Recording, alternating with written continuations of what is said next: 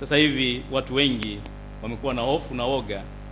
Yaani utashangaa hata paka anapita tu huko, utasikia anakemea. Unakemea nini? Ni kiumbe cha Mwenyezi Mungu.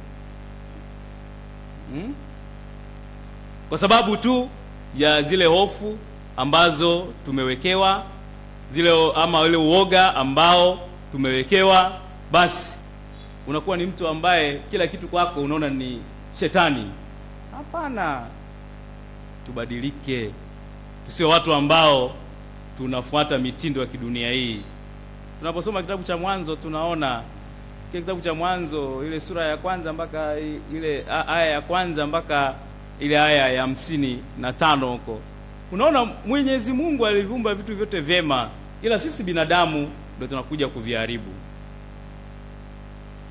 Koje angalie pia na wewe. Sio kama una hofu, ukawa unaoga. Yeyote ambaye ana hofu na woga hawezi kutenda sawa sawa na mapenzi ya Mwenyezi Mungu. Kwanza atakuwa ni muongo na atakuwa ni mnafiki. Kwa hiyo ukijijua wewe ni muongo na mnafiki, basi jijue kabisa wewe una woga. Inawezekana hata wengine hapa Bikira Maria ukikaa ukitafakari unanyanyuka mwenyewe na unapata nguvu ya kwenda kutumika. Ndugu zangu wapendwa, mama yetu Bikira Maria ana nafasi kubwa sana katika safari ya ukombozi.